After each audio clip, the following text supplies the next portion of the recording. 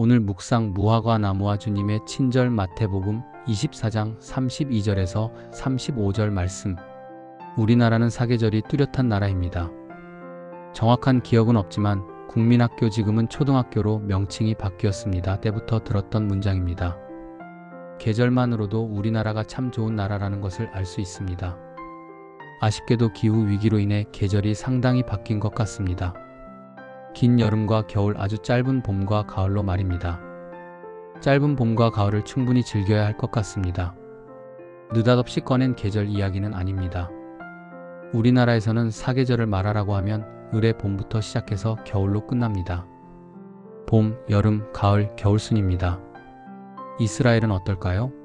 놀랍다고 해야 할지 아니면 당연하다고 해야 할지 우리나라와는 순서가 다릅니다. 이스라엘에서는 계절의 흐름이 가을, 겨울, 봄, 여름 순입니다.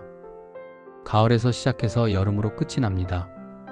우리나라에서는 한 해의 마지막 계절이 겨울이고 이스라엘에서는 여름입니다. 이 점을 기억하면서 말씀을 보면 그간 보지 못했던 것을 볼 수 있습니다. 예수께서는 무화과 나무에서 교훈을 배우라고 말씀하시면서 가지가 연하여지고 잎이 돋으면 너희는 여름이 가까이 온 줄을 안다고 말씀하셨습니다. 숨어있는 이스라엘 문화 배경을 가르쳐주는 말씀입니다. 이스라엘 사람들은 무화과 나무 가지와 잎을 통해 여름이 가까이 왔다는 것을 알았습니다. 이스라엘에서 무화과 나무는 계절의 변화를 알려주는 역할을 했습니다. 여기서 계절의 순서를 대입하면 이 말씀이 무엇을 이야기하는 것인지 발견할 수 있습니다. 이스라엘은 가을, 겨울, 봄, 여름으로 끝납니다. 무화과 나무의 가지와 잎을 보면서 여름이라는 계절의 끝을 알아채듯 마지막 날이 이를 때 있을 여러 가지 일들을 주목하면서 종말의 때를 알아채라는 말씀입니다. 33절을 보시면 이 모든 일을 보거든 인자가 문 앞에 가까이 온 줄 알라고 말씀하셨습니다. 마지막 날에 일어날 여러 가지 징조와 일들에 관해 말씀해 주신 후에 이런 일들이 일어나는 것을 보면 인자가 곧 오실 것을 알아채고 몸과 마음의 준비를 하라는 말씀입니다. 예수께서는 이 말씀을 하신 후에 하늘과 땅은 없어질지라도 나의 말은 결코 없어지지 않을 것이라고 선언하셨습니다. 예수께서 다시 오실 것과 이 땅에 마지막 때가 있을 것이라는 말씀이 허황한 일이 아니라 말씀하신 그대로 이루어질 것이라는 강력한 선포입니다. 우리가 눈으로 보는 하늘과 우리 발로 딛고 선 땅이 없어져도 예수께서 하신 말씀은 절대로 없어지지 않을 것이며 반드시 이루어질 것이라는 말씀입니다. 이 말씀을 읽고 묵상하면서 주의 그 섬세한 은혜로우심과 인자하심에 화들짝 놀랐습니다. 예전엔 이 말씀을 읽으면서 조금은 등골이 오싹해지고 마음이 쪼여드는 듯한 느낌을 받곤 했습니다. 진지하고 깊이 읽고 싶은 마음이 들지 않는 구절 중 하나기도 했습니다. 마지막 날에 있을 일들이 뭐가 그리 은혜로우며 달콤하겠느냐며 나 자신을 세뇌한 것이 아닐까 싶습니다. 말씀을 천천히 음미하고 한 글자씩 뜯어보면서 조금은 두려운 이 말씀 속에서 놀랍도록 친절하고 따뜻하고 섬세하신 그분의 마음을 발견합니다. 주께서 하신 말씀을 보십시오.